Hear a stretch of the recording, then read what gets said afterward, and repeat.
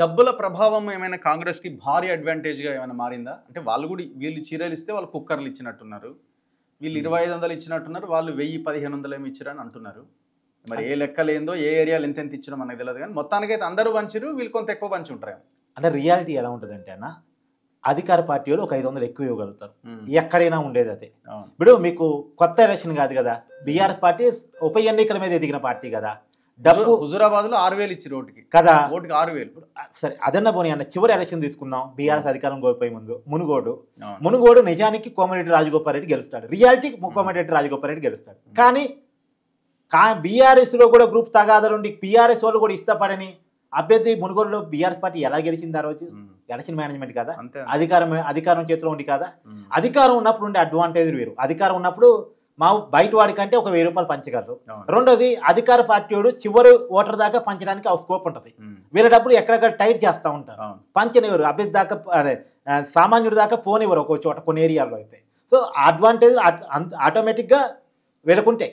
రెండోది, మాగంటి సునీతకి పార్టీ నుంచి మేనేజ్ చేయడం తప్ప తనకి ఎలక్షన్ మేనేజ్మెంట్ తెలియదు. క్యాండిడేట్గా తనకి ఏమీ తెలియదు, తను ఫేస్ చేస్తున్న మొట్టమొదటి ఎలక్షన్. కానీ నవీన్ యాదవ్కి మొట్టమొదటి ఎలక్షన్ కాదు, చిన్నశీసోని యాదవ్కి అసలు మొట్టమొదటి ఎలక్షన్ కాదు. సో కాబట్టి వాళ్ళకి ఓటు మేనేజ్మెంట్, పోల్ మేనేజ్మెంట్, అందులో అధికారం వాళ్ళకి తోడుగా ఉంటాం. వాళ్ళు చేయాలనుకున్నది, పంచాలనుకున్నది చాలా జాగ్రత్తగా ఓటర్ వరకు తీసుకెళ్ళి వాళ్ళు చేయగలిగారు. బీఆర్ఎస్ పార్టీ ఆ పనిలో వైఫల్యం జరిగిందని నేనైతే అనుకుంటున్నాను. వైఫల్యం జరిగింది అని చెప్పడానికి బయట టెంట్లు మధ్యాహ్నం తర్వాత ఎత్తేయటమే కాదు. ఎలక్షన్ సీరియస్గా కేటీఆర్ తీసుకుంటే, కేటీఆర్ 32 రోజులు కష్టపడితే, party working president, unofficial president, ఆయన అంతా కష్టపడితే బీఆర్ఎస్ పార్టీ మధ్యాహ్నం నుంచి గ్రౌండ్ ఎట్టు వదిలేస్తారు అంటే ఎలక్షన్. ఇంకోటి ఏంటంటే, బండి సంజయ్ మాటలు కాంగ్రెస్ బాగా ఉపయోగపడ్డాయి. ఇప్పుడు బీజేపీ ఇక్కడ చాలా కీ రోల్ ప్లే చేస్తుంది అని అన్నారు, కానీ ఎగ్జిట్ పోల్స్ అన్నీ బీజేపీకి చాలా తక్కువ ఓటు శాతాన్ని ఇచ్చినాయి. 10% బిలో ఉన్నది. కొన్ని మాత్రమే 10% ఎబో చూపించినారు, ఒక 2-3 సంస్థలు మాత్రమే. సో ఇది బీజేపీ ఓటింగ్ శాతం తక్కువ బీజేపీకి రావడం ఏమైనా ఈ రెండు పార్టీల గెలుపోటమిల మీద ఏమైనా ప్రభావం చూపిస్తున్నదా? అని నాకు ఒక విషయం చెప్పనన్నా, అసలు బీజేపీ పెట్టిన దృష్టి ఏంది? Before Bandi Sanjay, after Bandi Sanjay, nothing. ఒక బండి సంజయ్ ప్రచారం తప్ప బిఫోర్ నథింగ్ కదా. బండి సంజయ్ వచ్చి మాట్లాడటం కూడా ఎలా పోలలేదు ఏంటంటే, అక్కడ మైనార్టీ ముస్లిం శాతం ఎక్కువ.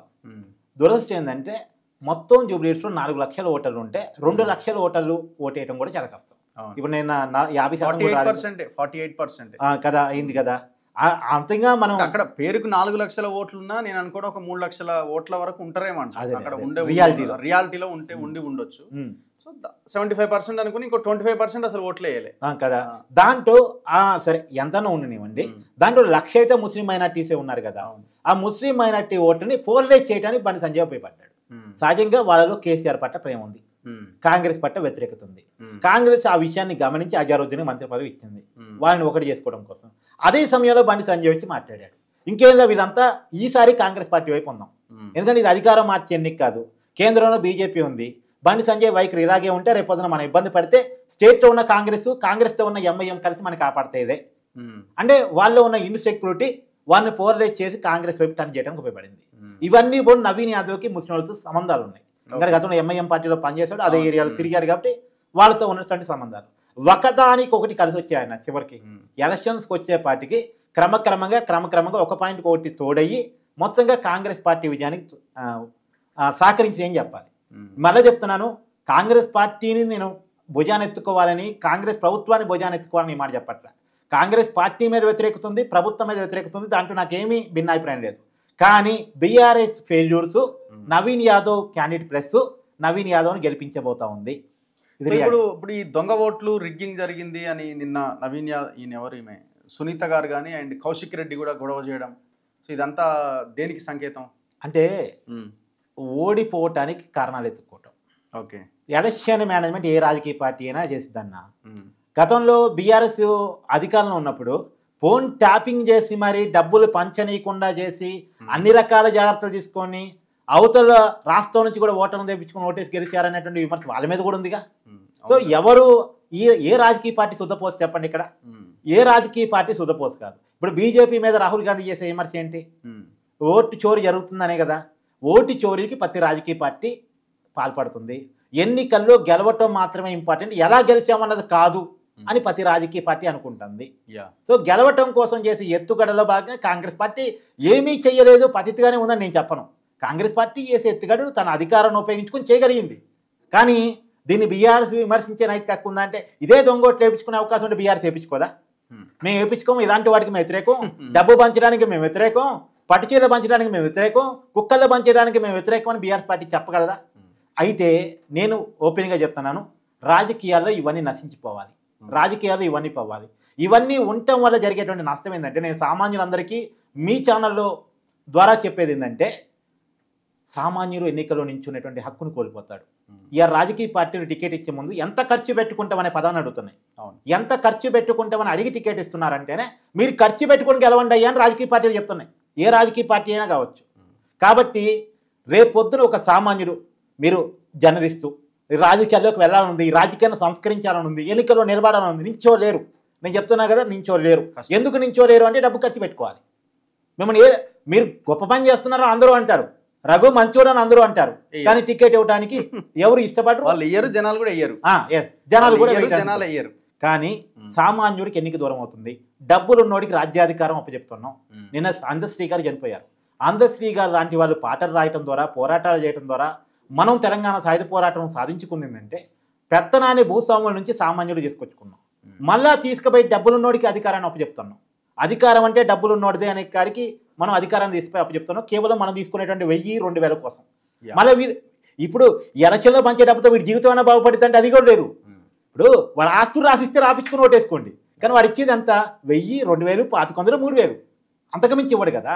ఆ 3000 కోసం 3 సంవత్సరాల ఎమ్మెల్యేని నువ్వు నెత్తిన పెట్టుకొని ప్రశ్నించే హక్కు లేకుండా చేసుకుంటే అది నీ కర్మ కదా. ఇప్పుడు ఈ ఎన్నిక ప్రభావం భవిష్యత్ రాజకీయాల మీద ఉండే అవకాశం ఉందా? బీఆర్ఎస్కి ఏమన్నా దెబ్బగా, కాంగ్రెస్కి ఏమన్నా పెద్ద బూస్టప్గా ఉంటుందా? అంటే నేనేమంటానంటే ఖచ్చితంగా కాంగ్రెస్కి బూస్టప్. ఎలా బూస్టప్ అంటానంటే, ఇప్పటి వరకు ఉన్న నానుడు ఏంటి, రేవంత్ ప్రభుత్వం మీద తీవ్రమైన వ్యతిరేకత ఉంది. ఏ క్షణమైనా కాంగ్రెస్లో ఎమ్మెల్యే తిరుగుబాటు జరిగిద్ది. కాంగ్రెస్ రేవంత్ రెడ్డి గారి సీఎం సీటు ఎక్కువ కాలం ఉండదు. ఇది బీఆర్ఎస్ చేస్తున్న ప్రచారం. అందులో జూబ్లీహిల్స్ తర్వాత ఖైరతాబాద్ ఎలక్షన్ ఉంది. నేను చెప్తున్నాను, ఖైరతాబాద్లో ఖచ్చితంగా దానా నాగేంద్ర మీద అనర్హత వేటు పట్టానికి స్కోప్ ఎక్కువ ఉంది. ఖచ్చితంగా అది వచ్చే అవకాశం ఉంది. జూబ్లీహిల్స్, ఖైరతాబాద్ పక్క నియోజకవర్గాలు. సో ఖైరతాబాద్లో కాంగ్రెస్ పార్టీని గెలిపించుకోవాల్సిన బాధ్యత ముఖ్యమంత్రి మీద ఉంటుంది. ఎందుకు? కాంగ్రెస్ పార్టీని నమ్మి, అధికారాన్ని నమ్మి, ప్రభుత్వాన్ని నమ్మి రేవంత్ రెడ్డి నమ్మి పార్టీ మారాడు కాబట్టి గెలిపించుకోవాలని బాధ్యత ఉంటుంది. ఒకవేళ దానా నాగేంద్ర రెడ్డి కోల్పోతే పార్టీ మారిన 10 మంది ఎమ్మెల్యే తప్పు చేసామనేటువంటి ఒపీనియన్లో బ్యాకప్ చూసుకునేటువంటి పరిస్థితులు ఉంటే వాళ్ళు బీజేపీలోక లేదా తిరిగి ఒప్పుకుంటే బీఆర్ఎస్లోక మళ్ళీ ఏదో దారి ఎత్తుకునే పని చేస్తారు. ఇదంతా సెల్ఫిష్ మెంటాలిటీదే కదా. ఎవరికి పార్టీ అంటే కమిట్మెంట్ ఉండదు కదా. ఓన్నా గెలిచినా ఈ రాజకీయ సిద్ధాంతం కోసం నేను ఉన్నానని వాడు ఎవడు అడిగారా? కాబట్టి దాని నాగేందర్ రేపు ఖైరతాబాద్లో గెలిపించుకోవాలి. ఈ జూబ్లీహిల్స్లో గెలిచిన వాడికి ఫేవరెట్ టీమ్గా అక్కడ ఖైరతాబాద్లో దిగే అవకాశం ఉంటుంది. రేపు జిహెచ్ఎంసీ ఎన్నికలు ఉన్నాయి. సగం Telangana elections GHMC elections. Hyderabad అంటే సగం తెలంగాణ. జిహెచ్ఎంసీ ఎన్నికల్లో వాస్తవానికి మేయర్ ఏమో బీఆర్ఎస్ది, కానీ మేయర్ ఉన్నదేమో కాంగ్రెస్లో. కేశవరావు గారి కూతురు గద్వాల్ విజయలక్ష్మి కాంగ్రెస్ పార్టీలో ఉన్నారు. సో సిట్టింగ్ స్థానాన్ని కాపాడడం వాళ్ళకి ఇంపార్టెంట్, పార్టీ మారినందుకు ఆ మేయర్ పీఠ నిలబెట్టుకోవడం కాంగ్రెస్కి ఇంపార్టెంట్, అధికారం ఉన్నారు కాబట్టి. సో ఈ జిహెచ్ఎంసీ ఎన్నికల మీద ఈ ప్రభావం పడింది.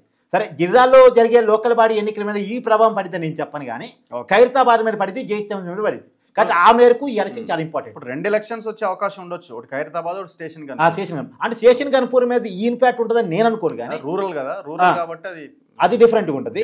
అందులోనూ అసలు హైదరాబాద్లో కాంగ్రెస్ బలం లేదు, హైదరాబాద్లో కాంగ్రెస్కి ఏమీ లేదు.